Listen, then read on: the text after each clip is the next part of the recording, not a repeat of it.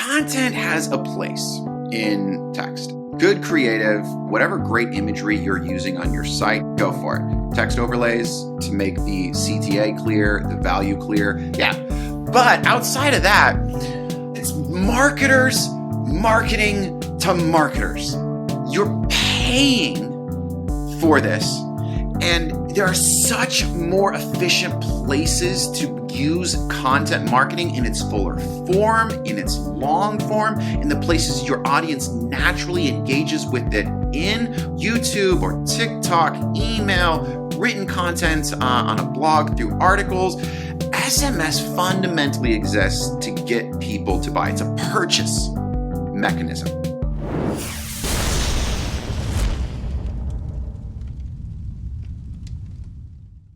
Hello and welcome to DTC Podcast. Today we're catching up with a content marketing mentor of mine, Orendorf, who I've followed closely since his days with Shopify Plus, as well as with Common Thread Collective, where he steadily became the king of long-form B2B content that adds value to the ecosystem. That's why I had to catch up with him on his switch to working with the ultimate short-form D2C content, SMS, where he's joined forces with Recart, the efficient option for SMS at scale. Aaron is a force of nature with a passion for communication who walks us through his path from literal evangelist to marketing evangelist for Recart. You'll hear all about how SaaS is way more fun to sell than agency services, why missing the SMS valuation boom was a blessing for Recart and its clients, and Aaron's formula for SMS best practices with a focus on efficiency. I hope you enjoy it. On with the show. Aaron, welcome to the DTC Podcast. I feel this is a long time coming. I got to say, huge shout out to you. When I first started DTC newsletter and podcast, I took to the Twitter sphere, looked to the LinkedIn sphere, looked who had the biggest voice and some of the biggest presence on the, the DTC social media, and I instantly became a fan of your work as a content marketer. So I'm really glad to be connecting here on the DTC Podcast. I am so excited to actually say out loud the feeling is mutual, because obviously when I discovered DTC Podcast, DTC Newsletter, immediately fell in love and then was like, no, they're competitors. Yeah. I was looking at another agency at the time and like, damn it. Okay. And now, I just get to openly share in that love. So this is fantastic getting to get together. Love it. Like, why don't you start, just because you've been in the space for a while, you're pretty well known, but for those who don't know, why don't you give us your hero's journey in the e-commerce industry? I like to say I'm not an e-commerce expert, but I play one on the internet. And what I mean by that is relate. I'm sure you actually can. And I say that a bit tongue in cheek. And I know a lot of the folks that I bump around with and have relationships with that are deep in legitimate operator space would say that essentially I've got imposter syndrome. I have a tendency to sell myself short. So I want to say that with a bit of a caveat. I jumped in about 10 years ago to online marketing game as a writer. I had successfully burned down a previous life and career. Didn't grow up in a religious home, but I had what I would have at the time described as a conversion experience. I got deployed when I was in the military and decided to go to seminary. I got a master's degree. I was full on in multi-site church here in the Portland area, so it was a large congregation. And then very successfully, in like from 60, 120 miles per hour down to zero. And that was just about a decade ago in February. And I had to eat. I knew I could string together words better than the average bear. And I thought, I bet there's people who will pay me to write words better than they can. And that's really, I threw up a website and just wrote like a madman for the first 2-3 years of my career. It's writing, but it's also, I think, your ability to just understand to really throw yourself into complex ideas, become fascinated with them so much so that you internalize them. I think it's like talking to a mirror, really. But I just, in seeing your writing, like, you'd never guess that you weren't that you hadn't sold 1 million, physical products. Basically, looking at the writing you did with Common Thread Collective, for instance, and all the great stuff you were kind of putting out there. Well, and I came up through, so I did that whole good writing covers a multitude of sins is how I like to think about it. So I wrote for. What my goal early on is let me get as many logos as I can on my own website of publications. So I just cold pitched full articles to Entrepreneur, Forbes, Fast Company, Business Insider, like the big names, a bunch of niche publications as well. Full articles that opened the door in a way that nothing else could, because it was like taking something off the editor's plate. You probably appreciate this, right? Yep. When someone actually comes into your world and they're like, here, I made this for you. It's actually good. And it's not a list of things that you need to check and a homework assignment. But one of the people I stumbled into was a guy named Tommy Walker. He was the editor-in-chief at Conversion XL, where Pep Lejeune just left. Now he's running Winter. I mean, huge, massive, growing organization at the cutting edge, I would say, like of conversion rate optimization, of online marketing, of now branding and storytelling. Anyway, I caught Tommy's eye, and he was just getting started as running. He was the sort of lone show in town at Shopify Plus, and I came in at the right freaking time. And just kept stumbling backwards into career opportunities in e-commerce, sort of from there forward. Spent 4 years at Shopify Plus, ended up leading written content, and then had the great fortune of stumbling into those Common Thread Collective people too, and having them just hone the crap out of my mind and heart.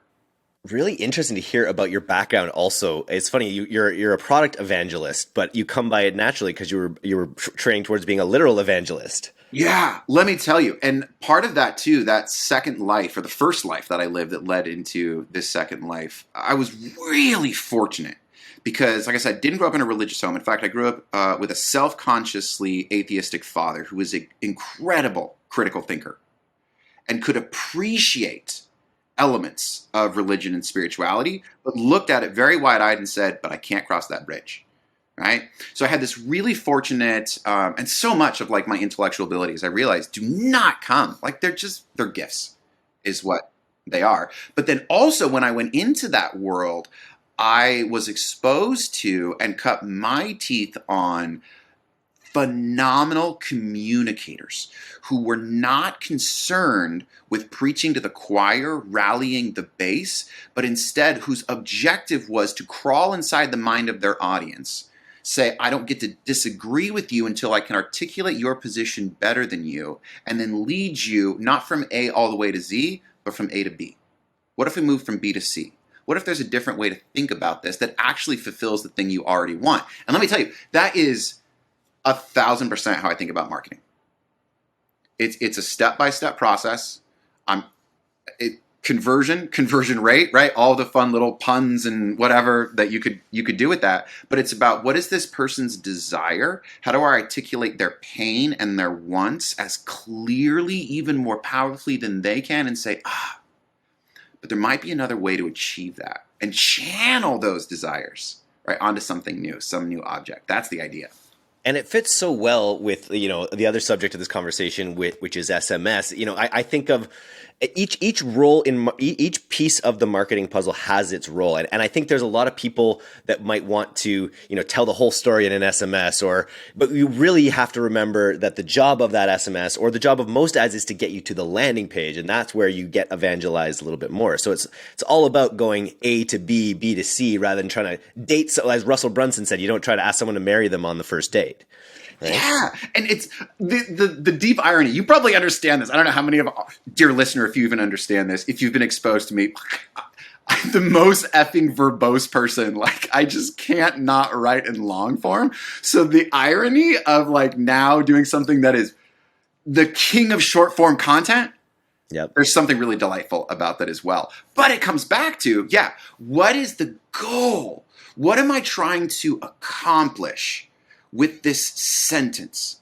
And it's the same way I thought about it when, selling enterprise software, to how do you hone an ad from the hook rate to the hold rate to the click-through rate to the conversion rate, right? It's this whole, just breaking something down systematically and realizing each one of these elements has a job, and it has to simultaneously get them to the next element and set them up to complete that next element successfully. Like, there's so much art and science to all of this as well. So what brought you to Recart? What made you choose Recart as your next thing to evangelize?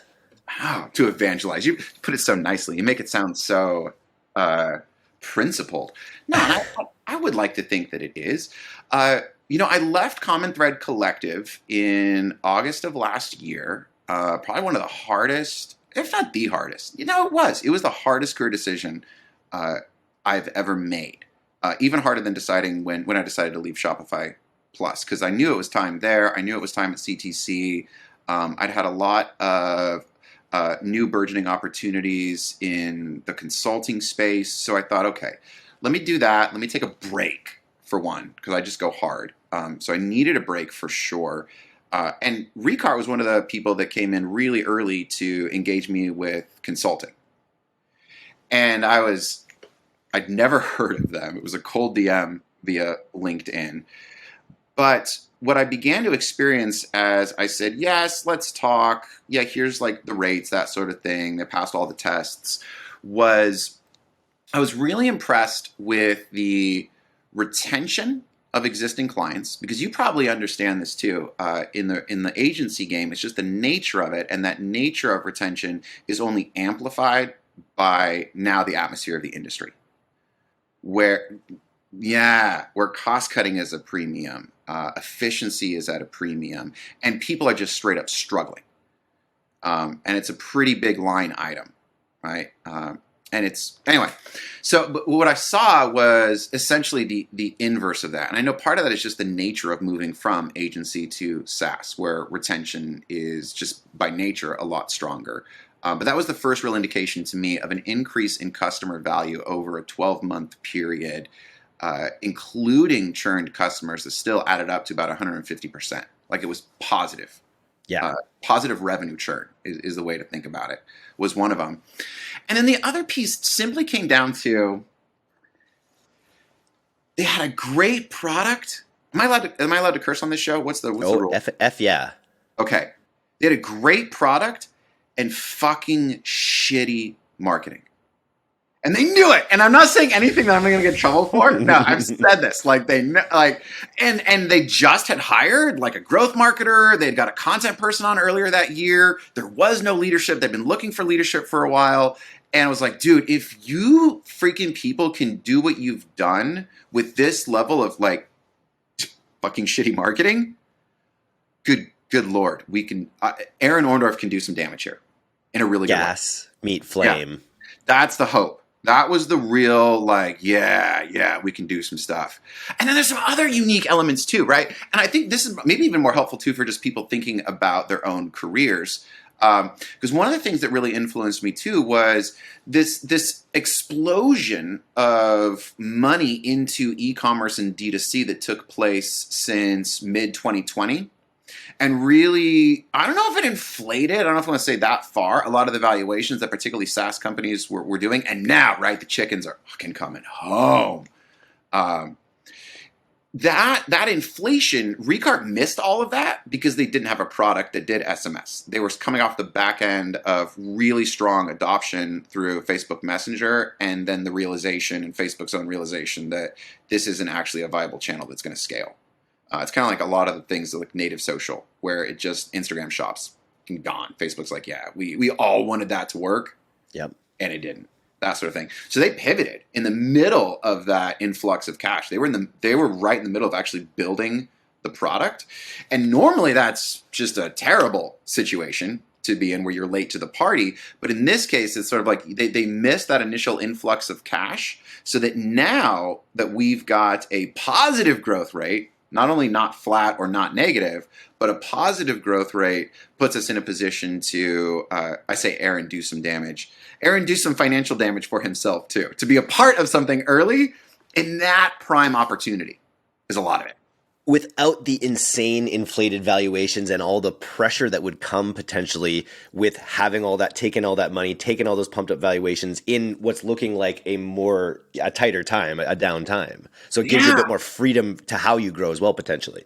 It does. It gives you freedom to how you grow. It removes some of the constraints, and it makes it so positive growth is inherently more valuable than it's ever been before. So you can leverage that positive growth more powerfully than you ever could before as well. And I mean this in the eyes of, like, Aaron comes in, he gets a cut, right, he gets a percentage, and that percentage is increased based on if we hit some of these initial goals, based on They haven't even done Series A yet, so it's like, oh my gosh, greenfield of opportunity in that front too. And it's also talk about, I saw you tweet about this recently too. Talk about adoption with SMS. It's like, we talk about, all the really high level brands that I'm working with or that I talk to on the podcast, they're mostly doing SMS at this point. But what does SMS look like broadly in the e-commerce industry in terms of adoption?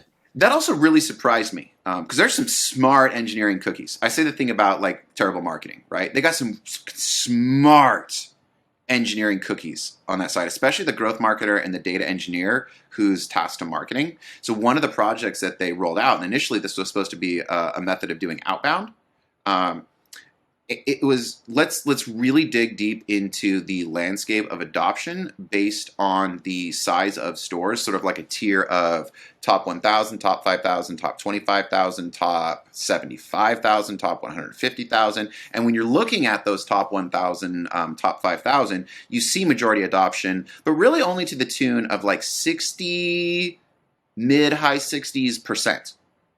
Like it's tipped with those larger merchants, like or the larger businesses you were just talking about. But as soon as you move out of the top 25 into 75 and out even into the top 150, which means viable business in the top 150,000 for sure, it dips to like below 20 and at that 100, the 150K, it's like 14% have an active SMS app installed on their site. So it's all done through scraping and like what are they actually running, and you can do all the built with, etc., store leads, things to get like tech stack and then compare them to each other to make sure you're not missing anything. That was one that really surprised me too, because I'm used to working like on the agency side, like you just don't talk to anybody that's sub 25K or 50,000 of the top stores because they just can't afford you, so they're not on the radar, and you have this impression that it's ubiquitous, and it's not. And it should be, because it is that asymmetrical engagement opportunity more so than any other channel. It's this deeply personal channel. So it's like those, we talk about arming the rebels.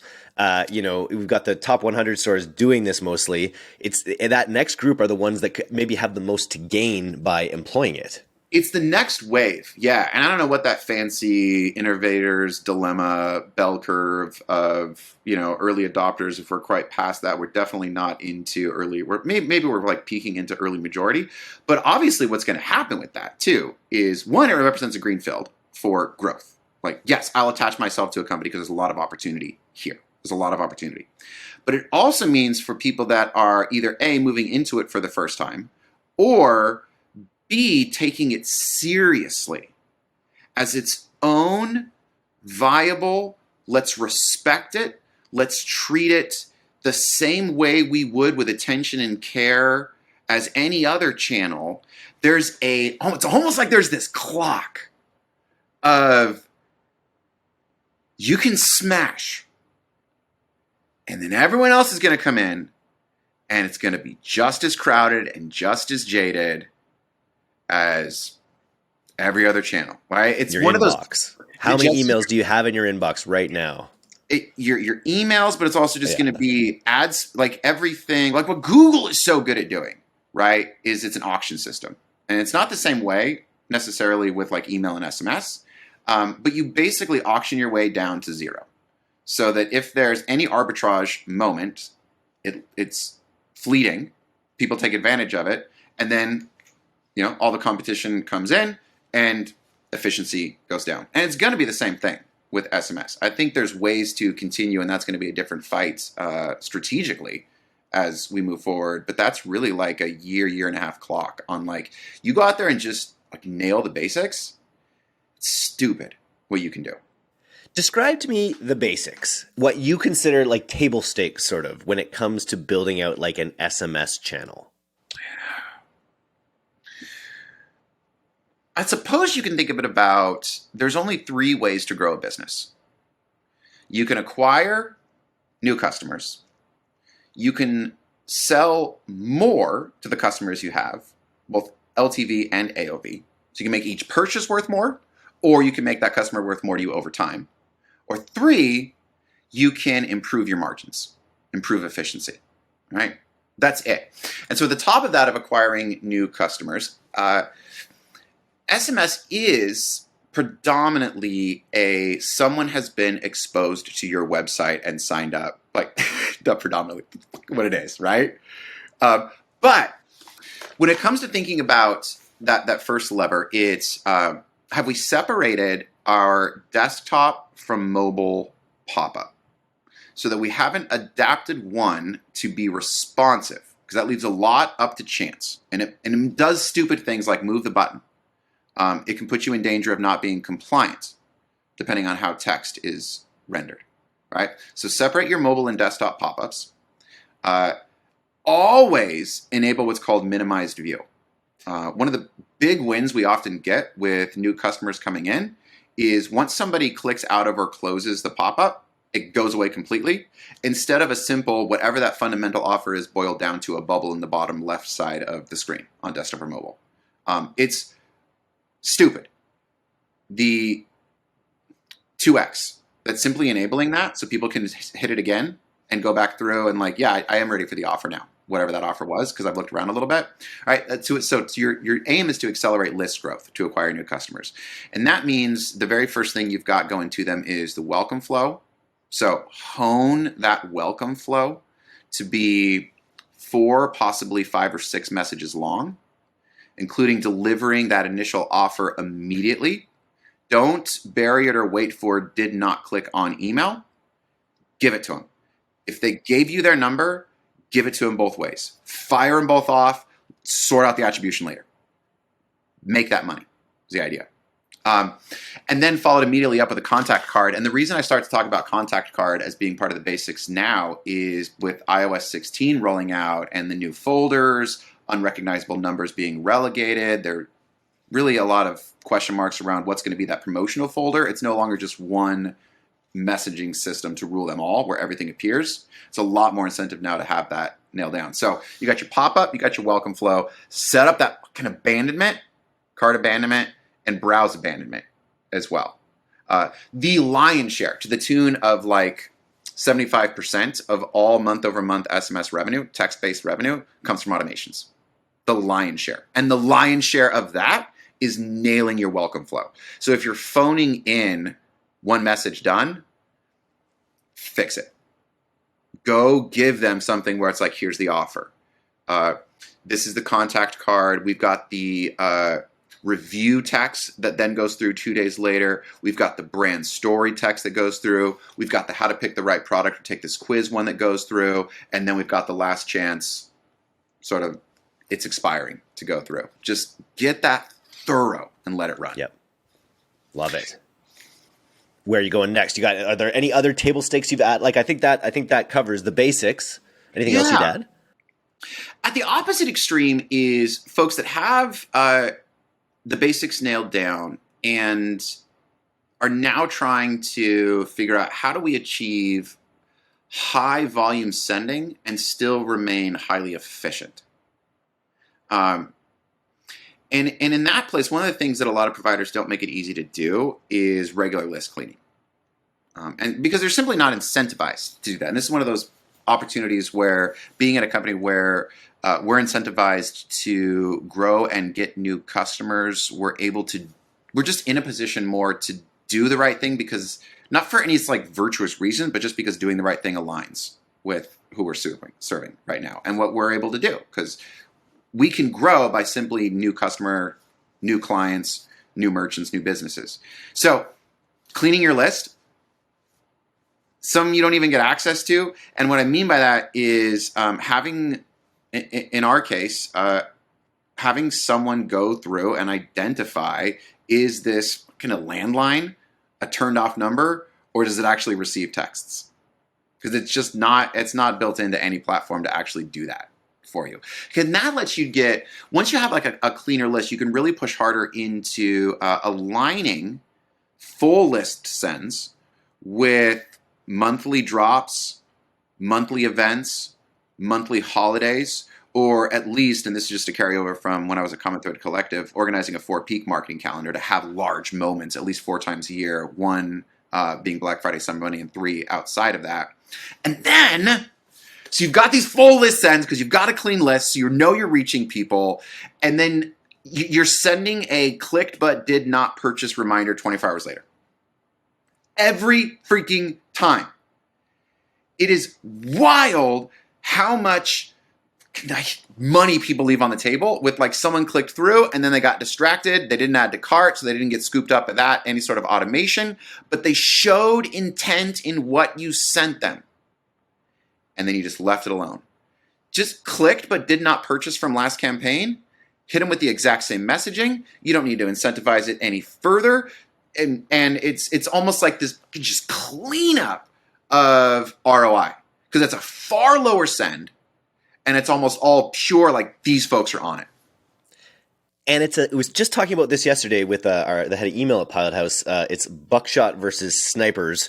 He's using military metaphors, but essentially, when you're sending that 24 hours after click but did not purchase, it's not a blind message that you're sending to your whole list. It's an intent. It's based on intent, and so people tend to message all the time. Like people sometimes will message too much for maybe no good reason. Maybe they're just messaging their whole list, and then they don't message enough when it really matters, which are those moments of like truly capitalizing on intent.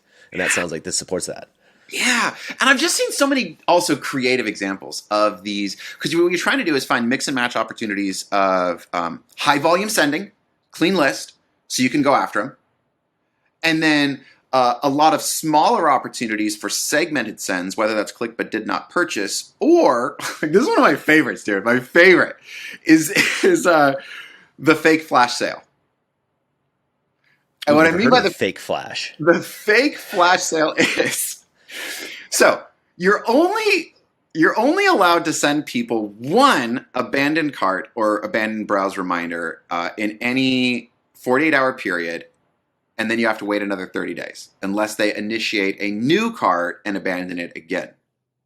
What you can do is has had a item in cart in the last 7 days, or currently has item in cart, and on Friday do a warehouse sale, a flash sale, but you're literally only sending it to those people.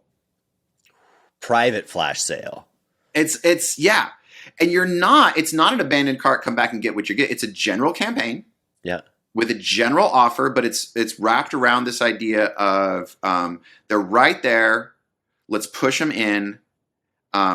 We can't reach them with the usual methods. They might have got one of those already, or because of that 30-day waiting period, we can't automate it again. But we're absolutely legally allowed. We've got the consent to send them based on behavior that they've done on site, anything we want to in a one-off campaign. So use that information wisely. And it's not going to be a big send in that sense, but the actual returns on that compared to what you're paying for it, and you've always got to be aware of that with SMS and MMS compared to email, the returns on that are striking. The efficiency is excellent. You mentioned iOS 16, and my brain is still as a focused on meta ads and ad man. I'm still stuck at iOS 14.5, but we're already, I just Googled this prior to this, we're at next week, iOS 16.3 is set to release. When you're talking about like the folders for MMS, what is that coming out next week, or like when are you expecting that to come out? I believe it's been rolled out in India, and there's another continent or country that it's also been rolled out in. So I've seen a few things pop up recently in Twitter and LinkedIn of like, it's here, and then somebody like follows up with like, actually it's not. Sorry, my bad. But it's it's essentially an update to the message application inside iOS. And right now, what you can do is you can filter between known numbers and unknown numbers. So if somebody sends you a contact card as a brand, they immediately become a known number, and you end up in their primary inbox. And what they're also then going to roll out is a promotions inbox, essentially a promotions filter, where it's trying to identify, and one of the signals it gets is unknown number, and then any of these other things like links that essentially start pushing texts into more of the same way email functions right now, or Gmail is able to identify promotions unless you interact with it, and then it moves it into your inbox. And so this content card feature that you're mentioning is going to be essential when this rolls out, where you're going to be able to say, this is just like us with a newsletter. You subscribe, make sure you add us to your preferred, or star us, or flag us, right? It just allows you to kind of potentially escape some of those filters. I don't know if you're like this. Probably isn't. This is just audio, right? We're doing a podcast. This is a dumb question. I'm doing so many hand gestures. I just pointed at Eric. I was like, No, "Yeah, there is YouTube. Some people will okay, see good." all of our hand gestures. Obviously, yeah. If you've listened to this, watch it again. You're gonna get so much more facial expressions and hand gestures. No, that's exactly it. Yes, where the contact card is email, phone number, brand name, short description, and then often a website as well, where you can put all that in, and it counts as an actual send, so you have to pay to get it out, but you're sending it immediately after, usually 15 to 30 minutes after the welcome offer goes out, and you're still top of mind, and you're just giving people instructions to, let's be friends, add us to your contact card. That way you won't miss a single discount deal or drop, that sort of thing. Totally. Let's get to your hot take here. So one of the things that comes up on the podcast quite a bit is conversational commerce. And I wanted to just get your thoughts on where SMS fits into, like, should we be having more general conversations through SMS? Should we be brand storytelling through SMS? What's your view on SMS and conversational commerce? So content has a place in text. And what I mean by that is creative. Good creative, gififying, using real, whatever great imagery you're using on your site, non-stock photos, yeah, go for it. Clear overlays, text overlays, same way you would treat it with an ad to make the CTA clear, the value clear, yeah. But outside of that, I mean, it's marketers marketing to marketers. Native social content was this. Oh, we all want it to work. It's so neat. Oh, it happens native and in-app and it's on the platform and oh, wouldn't it be cool? And you see, right, marketers love, they love the thirsty email shares the most, where you got the beautiful email. Oh my gosh, those things pop, right? It's just, oh, gorgeous, glorious. Whether or not they actually work, no one usually ends up saying anything about that, right? And then the thirst trap for SMS is oh, it was like a choose your own adventure sort of thing with 1, 2, or 3. Or it was, just a funny GIF and then a response. And there's this brand building where you're storytelling inside of it. And listen, I fucking love Liquid Death. I'm mad. Right? They have phenomenal copywriting. And so often they'll get lumped in with that too. There's some that I used to love as a content marketer as well. But at the end of the day, you're paying for this. And there are such more efficient places to use content marketing in its fuller form, in its long form, in the places your audience naturally engages with it in, whether that's YouTube or TikTok, email, written content on a blog through articles. SMS fundamentally exists to get people to buy. It's a purchase mechanism. And what that means that it comes down to is that existing brand affinity. It's if someone likes your brand, they're okay with you sending them texts, and they've given you permission to that. That's the fundamental, you got to be this tall to ride the ride sort of piece. And then after that, what people legitimately want is send me relevant offers for things I'm interested in, and I'm price conscious. Which brand embodies this best for you, would you say, that's currently on your phone? I've only ever bought, and I think I'm wearing a t-shirt of them right now. I love Forever 21's SMS. And I should screen record it for you, because it is just marketers would fucking hate it. Because what it is it's once or twice a week, a message that essentially boils down to, it's never MMS, there's never any images that go with it, it's always pure, it's basically, hey asshole, go fucking buy something today. That is essentially what's going on in Forever 21's. And there's always that danger of okay, big doesn't mean it's good. But it's these marketers get it. And they would not be doing that if at their volume, that wasn't cranking revenue for them.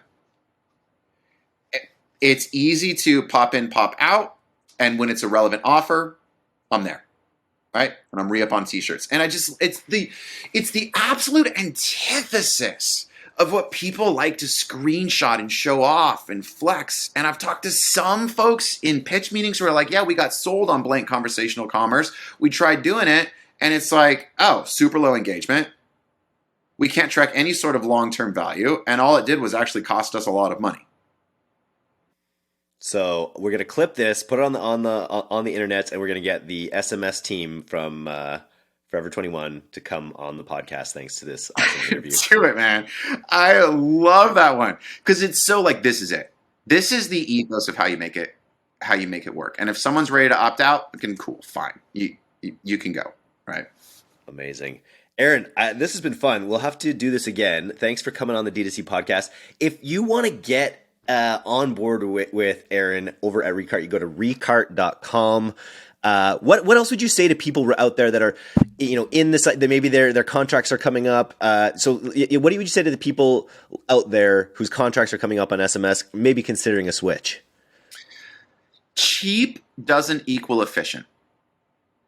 One of the talk tracks that's really been effective with a couple of very recent large deals that came through that we won over competitors, that is one of those pieces of like big names we went up against and won, was we may or may not be able to get you a better rate. We probably can. But I don't want to win because of that. If it's a race to the bottom, if cheap is what wins, then I want it to be cheap doesn't equal low unit costs. It means we're going to get you a better return because we're going to work harder for it. We're going to think more strategically. We're going to be more aggressive about helping you get reliable click-only ROI. We're going to adjust that the way you want. Is it 1 day? Is it 7 day? For some of the larger, it's going to come down to holdout testing and validating incremental lift. We're going to do that. Okay? We're going to work harder to make it not cheap. I'll take any win I can get, but I want cheap does not equal efficient. And it's so tempting right now to think in those terms. I get it. And there probably are some players out there who have these big valuations, these big inflated valuations, that aren't as incentivized to align on efficiency as a hungry company like Recart, right? And listen, part of what I just said is absolutely marketer speak. Like, let's be really honest, right? Because I also know that if the larger folks catch wind of, like, if people shop contracts, right, then that's what they do. That's what people are going to do. They're going to shop contracts. You gave me this, you gave me this, can you give me better? They've got so much more money they can beat us. They absolutely can. So part of it is just, it really is. Like, how do you position yourself against, when you're going up against folks that are bigger, can do those kind of things. But they don't have an Aaron, I'll tell you that. Or maybe they do. Some of them probably have an Aaron light, but they don't have the Aaron. And listen, if it counts for anything, these freaking people sold me when I didn't expect to be sold on me coming in. And it was the ethos that I saw built into what I just described, live and breathe. That I was like, this is something special. Let's do it.